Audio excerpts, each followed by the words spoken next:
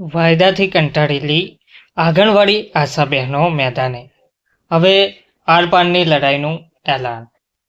ગુજરાતમાં આંગણવાડી કાર્યકર બહેનો અને આશા વર્કર બહેનો તેમજ હેલ્પર બહેનો પોતાના હક માટે હવે ખુલ્લેઆમ મેદાનમાં ઉતરી આવ્યા છે. અંદાજે 1 લાખથી વધુ બહેનો લાંબા સમયથી પડતર માંગણીઓ માટે સરકારના દરવાજા ખખડાવી રહી હતી, પરંતુ કોઈ નક્કર પરિણામ ના મળતા હવે તેઓએ આરપારની લડાઈનો રસ્તો પસંદ કર્યો છે. રાજ્યભરમાં સતત બીજા દિવસે ઉગ્ર વિરોધ પ્રદર્શન નોંધાયું છે, જેમાં અમદાવાદના લાલ દરવાજા વિસ્તારમાં મોટી સંખ્યામાં બહેનો ભેગી થઈ સરકાર વિરુદ્ધ સૂત્રોચ્ચાર કર્યા હતા. વિગતવાર માહિતી શું છે તે જોઈએ. નમસ્કાર મિત્રો, સ્વાગત છે તમારું અમારી યુટ્યુબ ચેનલમાં. મિત્રો, આંદોલનકારી બહેનોનો આક્ષેપ છે કે સરકાર સાથે અત્યાર સુધીમાં 27 જેટલી બેઠકો યોજાઈ ચૂકી છે, છતાં કોઈ પણ સ્પષ્ટ નિર્ણય લેવામાં આવ્યો નથી. ગત 10 માર્ચ 2025ના રોજ મુખ્યમંત્રી દ્વારા પ્રશ્નો ઉકેલવાની ખાતરી આપવામાં આવી હતી, પરંતુ તે ખાતરી માત્ર કાગળ પર જ રહી ગઈ હોવાનું બહેનોનું કહેવું છે. સરકાર વાયદા તો કરે છે પણ અમલ કરતી નથી, એવા નારાઓ સાથે બહેનોએ પોતાની નારાજગી વ્યક્ત કરી હતી. મુખ્ય માગણીઓમાં વેતન વધારાનો મુદ્દો સૌથી અગત્યનો છે.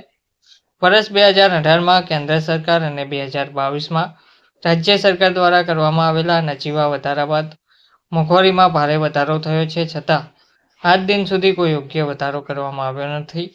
બીજી તરફ બહેનો પર કામનો બોજ સતત વધતો જઈ રહ્યો છે.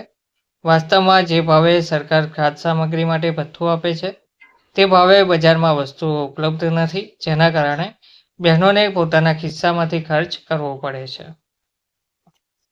આંદોલન માત્ર અમદાવાદ પૂરતું સીમિત નથી. રાજકોટ અને ભાવનગર સહિતના શહેરોમાં પણ બહેનો રસ્તા પર ઉતરી આવી છે, જે દર્શાવે છે કે આ મુદ્દો રાજ્યવ્યાપી સ્વરૂપ લઈ રહ્યો છે.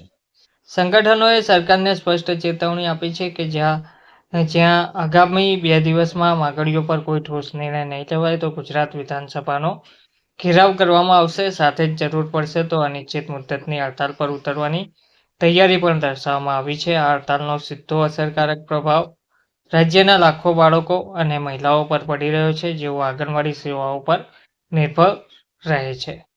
પોષણ, આરોગ્ય અને શિક્ષણ સંબંધિત સેવાઓ પ્રભાવિત થઈ રહી છે, જે ચિંતાજનક બાબત છે. હાલ પરિસ્થિતિ તંગ બની રહી છે. એક તરફ બહેનો પોતાના હક માટે અડગ છે, તો બીજી તરફ સરકારનું વલણ હજુ સ્પષ્ટ થયું નથી. હવે જોવાનું એ રહ્યું કે સરકાર સમયસર નિર્ણય લઈને પરિસ્થિતિ સંભાળે છે કે આંદોલન વધુ ઉગ્ર બને છે. ગુજરાતમાં આંગણવાડી કાર્યકર, આશા વર્કરો અને હેલ્પર બહેનો હવે પોતાના હક માટે ખુલ્લેઆમ મેદાને ઉતરી આવ્યા છે. અંદાજે 1 લાખથી વધુ બહેનો લાંબા સમયથી પડતર માંગણીઓ માટે સરકારના દરવાજા ખખડાવી રહી હતી, પરંતુ કોઈ નક્કર પરિણામ ના મળતા હવે તેઓએ આરપારની લડાઈનો રસ્તો પસંદ કરી દીધો છે. રાજ્યભરમાં સતત બીજા દિવસે ઉગ્ર વિરોધ પ્રદર્શન નોંધાયું છે, જેમાં અમદાવાદના લાલ દરવાજા વિસ્તારમાં મોટી સંખ્યામાં બહેનો ભેગી થઈ સરકાર વિરુદ્ધ સૂત્રોચ્ચાર કર્યા હતા. ધન્યવાદ.